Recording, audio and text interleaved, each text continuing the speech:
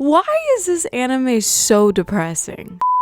What's up, guys? Today we will be talking about one of the most heart-wrenching animes I've watched in a while, called Cyberpunk Edgerunners. For those of you who don't know this anime, it's based on the video game Cyberpunk. This sci-fi genre is set in the future where advanced technology and corporate power dominate a decaying dystopian world. This anime is very unique in its storytelling and how it portrays its characters. Hell, I would even argue it's way better than what's been coming out of Hollywood lately, and that says a lot. It often follows a rebellious anti-heroes in gritty neon light cities, exploring themes of tech, power, and societal decay.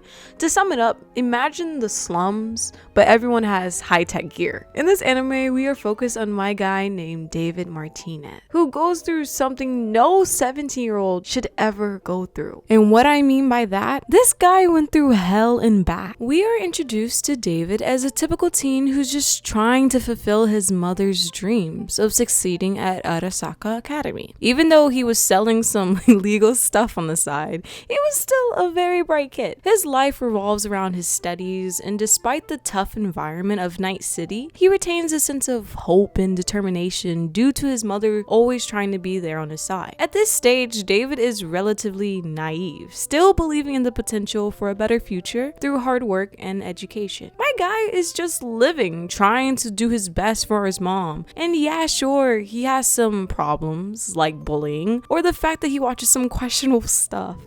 But at the end of the day, he's a kid and everything is fine. Then his mom dies. Like, what the f? Guys, they were driving on a highway when some beef between the Asaka Corporation and some gang named the Animals were firing missiles at each other, which basically caused David and his mom's car to crash.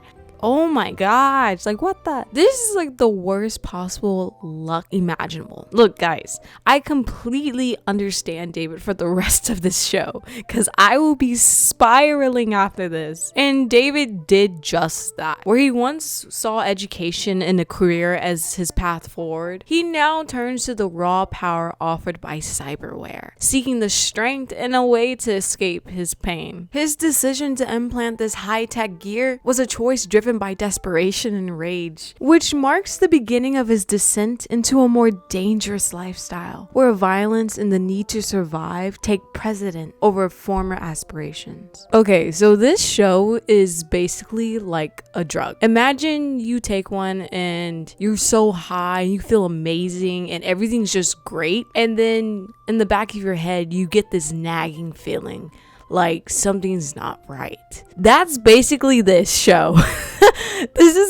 That's how I felt throughout the entire show as I was watching it. It was crazy. After that incident, my guy David was like, nah, ma, I ain't about that life, and basically integrated himself deeper into the life of an edge runner. As he adds more cyberware to his body, he starts to distance himself emotionally. The more powerful he becomes, the more he loses his touch with his former self. This is evident in the way he handles situations, and his relationships with those around him become strained. David starts to exhibit a hardened demeanor, making choices that reflect a growing disconnection from his humanity, as the thrill of power begins to overshadow his grief. You know, whenever you're like in a very low point in your life, and then you're around people who, let's be honest, isn't a good influence for you, but because they are there, they are basically the only escape you have. I believe that's how it was for David in this case. Being around so many people he felt so connected to that he felt as though this was his only purpose that he could look toward. It's so depressing, bro. This is so depressing.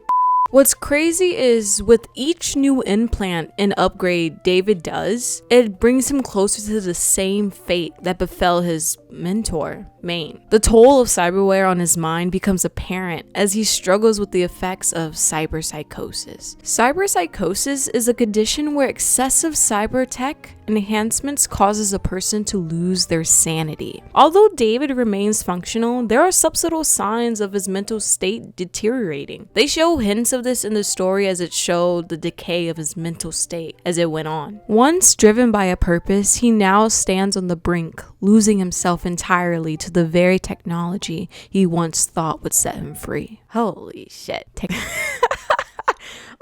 gosh, guys, I can't. I really can't with this show. Thanks so much for watching, guys. And if you want to be in your feelings just like how I was, I would highly recommend this anime. Like, I think y'all would actually enjoy this. Alright, guys, that's it for the vid. And tell me what you think about this show.